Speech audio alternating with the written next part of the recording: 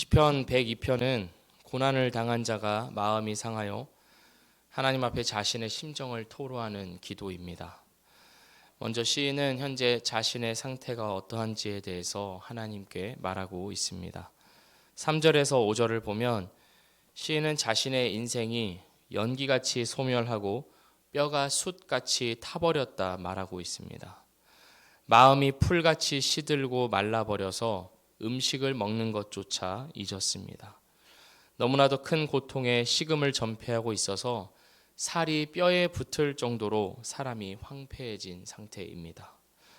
그 이유가 무엇인지에 대해서 6절에서 8절이 말해주고 있습니다. 시인은 자신이 광야의 올빼미 같고 황폐한 곳에 부엉이 같다고 말합니다. 새는 성경에서 약함의 상징으로 사용되고는 합니다. 또한 올빼미와 부엉이는 율법에 따르면 부정한 동물입니다. 가까이에서는 안 되는 동물입니다. 따라서 시인이 스스로를 올빼미와 부엉이 같다고 말하는 것은 자기 자신에 대해서 나는 약하다라고 느끼는 것뿐만이 아니라 사회적으로나 종교적으로나 외롭게 격리되어 있다는 것을 보여주고 있습니다. 7절이 그 사실을 뒷받침해 줍니다. 나는 지붕 위에 외로운 참새 같다. 시인은 지금 광야에 있으며 황폐한 곳에 있으며 사람들이 모여 있지 않은 지붕 위에서 홀로 외로이 고통을 겪고 있습니다. 시인이 이렇게 고통을 겪으며 격리되어 있을 수밖에 없는 이유가 무엇일까요? 8절 말씀입니다. 내 원수들이 종일 나를 비방하며 내게 대항하여 미칠 듯이 날뛰는 자들이 나를 가리켜 맹세하나이다. 시인이 이러한 고난을 겪는 것은 이러한 원수들의 비방과 공격 때문입니다. 이들은 미칠 듯이 날뛰면서 어떻게든 이 시인을 잡아먹으려고 이 시인을 깎아내리고 비참하게 만들고자 자신의 모든 삶을 동원하여서 시인을 괴롭게 하고 있습니다. 하지만 시인이 이러한 고난을 겪는 것은 이 원수들의 비방과 공격 때문만은 아닙니다. 더 근원적인 원인이 있음을 자신의 기도 속에서 말하고 있습니다. 그 원인은 바로 하나님입니다. 10절 말씀입니다. 주의 분노와 진노로 말미암음이라. 주께서 나를 들어서 던지셨나이다. 시인은 하나님이 자신에 대해서 분노하심으로 자신을 들어서 던지셨기 때문에 자신이 이와 같은 고통을 당하고 있다고 고백합니다. 그로 인하여 자신의 인생이 그림자같이 소멸해 가고 있다고 말합니다. 현상적으로는 원수들이 자신을 공격하고 비방함으로 말미암아 사회적으로나 종교적으로나 홀로 외롭게 격리되어서 지낼 수밖에 없지만 그 현상 아래에는 드러난 그 빙산 아래에는 그 깊은 원인이 무엇이냐면 바로 하나님이 계시다라고 고백합니다. 이 모든 고통의 원인이 하나님에게 있다고 믿고 있는 것입니다. 다시 말해서 시인은 자신이 겪고 있는 이 모든 고통의 원인이 바로 자신의 죄 때문임을 고백하고 있는 것입니다. 하나님과의 관계가 틀어져 버린 데서 시작하여서 자신의 삶에 수많은 고통이 찾아왔음을 알고 있고 느끼고 있고 고백하고 있습니다. 눈에 보이는 현상 이전에 그 수면 깊은 곳에는 결국 자신의 죄가 있다는 것을 보고 있는 것입니다. 우리도 살아가면서 이 시인과 같은 상황에 놓이곤 합니다. 내 날이 연기같이 허무하게 소멸하는 것 같고 내 뼈가 아플 정도로 고통스럽고 마음이 바싹 말라버려서 그 어떤 것에도 낙을 느끼지 못하고 활력과 생명력을 잃어버리는 그런 날들 말입니다. 나 스스로의 생각으로 인하여서 그런 상태에 놓이기도 하지만 때로는 나를 둘러싼 환경에 의해서 그렇게 되기도 합니다. 내가 원하는 인생을 살아가지 못함으로 인하여서 내가 바라던 것을 이루지 못함으로 인하여서 또는 가족이나 이웃과의 관계에 있어서 갈등을 겪음으로 인하여서 외롭고 허무하게 마음이 격리되어 살아가는 것 같은 그런 고통을 우리가 겪는다는 것입니다. 하지만 이 시인이 고백하고 있는 바에 따르면 그 고통의 직접적이고도 근원적인 원인은 어디에 있는 것입니까? 바로 하나님입니다. 하나님께서 분노하시고 진노하시기 때문입니다. 하나님께서 나를 일부러 미워하셔서 나를 그 고통 중에 어디 당해봐라 하면서 던지시는 것이 아니라 바로 내 안에 있는 죄가 하나님과의 관계를 망쳐버렸기 때문입니다. 하나님만이 나의 진정한 하나님이 되시고 나는 그분의 피조물로서 순종하며 살아간다는 이 바른 관계에서 벗어났기 때문에 결국에는 내가 어느샌가 나 자신을 하나님보다 더 높은 곳에 두고 우상으로 삼고 또한 나를 신으로 삼아 살아왔기 때문에 그 죄로 인하여 내 삶의 모든 고통과 고난이 찾아왔다는 것입니다. 우리는 우리의 인생의 고통 속에서 바로 이 사실을 보아야 합니다.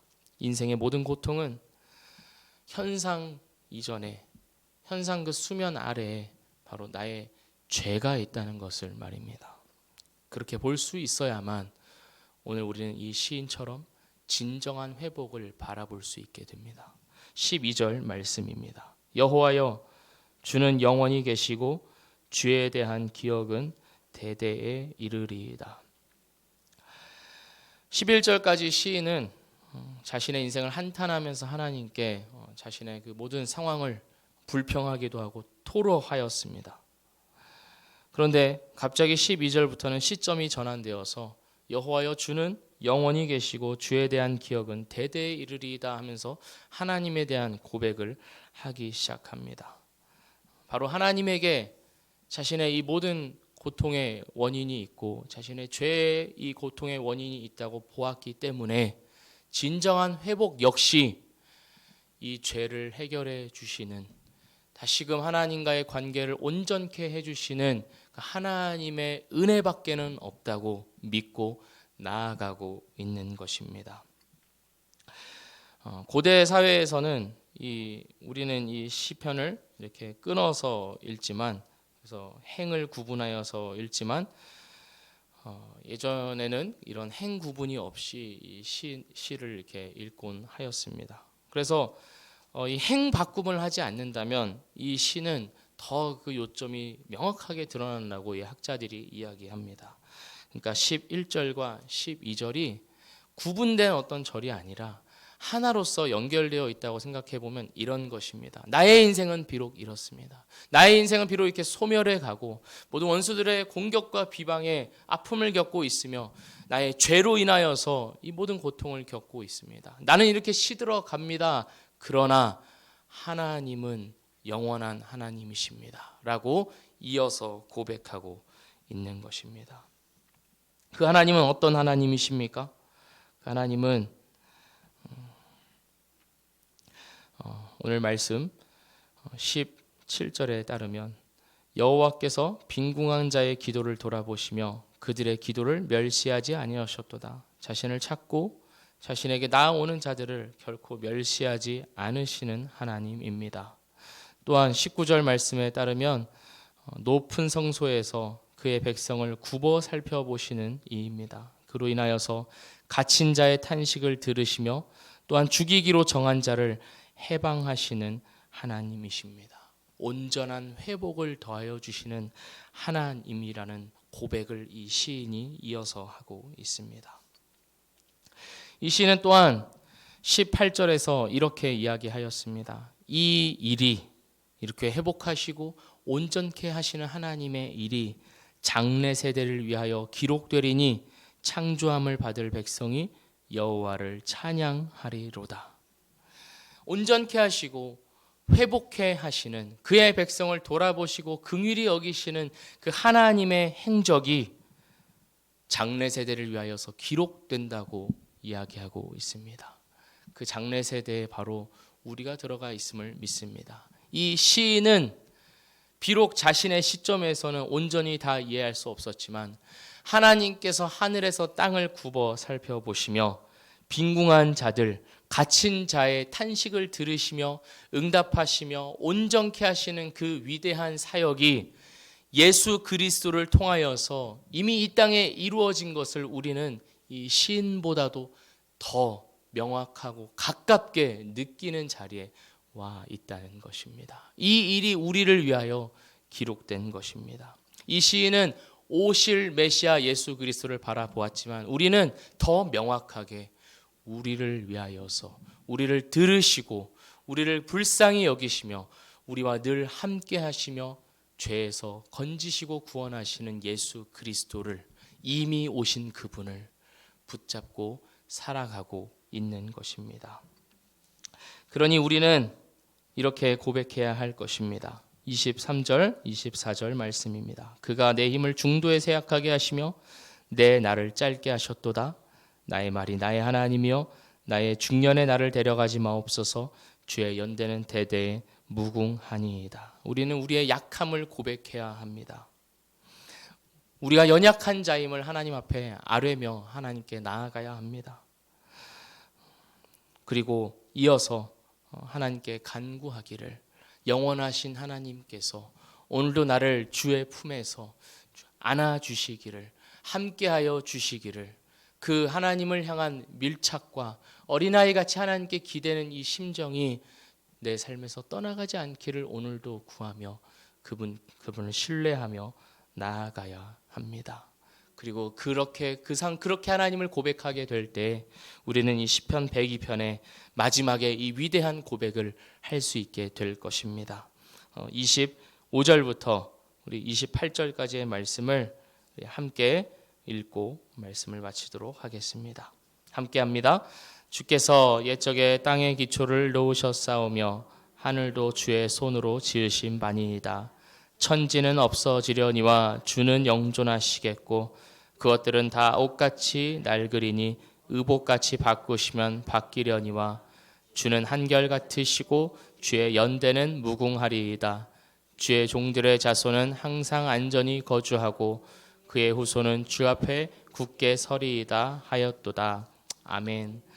이 시인처럼 자신의 고통으로 시작하여서 하나님께 나아갔더니 하나님께서 다시금 허락하시는 그 회복과 온전함을 맛보아 하나님을 다시금 찬양할 수 있게 되는 우리의 오늘이, 또한 우리 인생 전부가 되기를 주의 이름으로 축복합니다.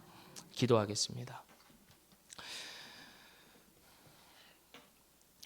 하나님 아버지, 우리는 비록 우리의 인생에 대하여서 기울어지는 그림자 같고 풀의 시들어짐 같다고 느낄 때가 많습니다만 그럼에도 불구하고 하나님은 영원히 계시고 하나님은 그의 백성을 영원히 기억하심을 오늘도 바라보며 우리의 인생을 시작하고자 합니다.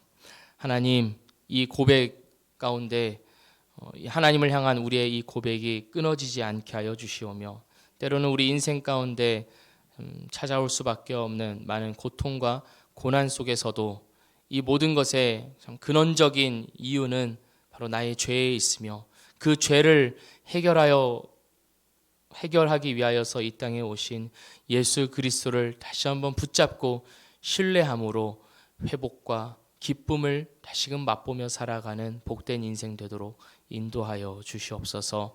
감사드리오며 예수 그리스도의 이름으로 기도합니다. 아멘.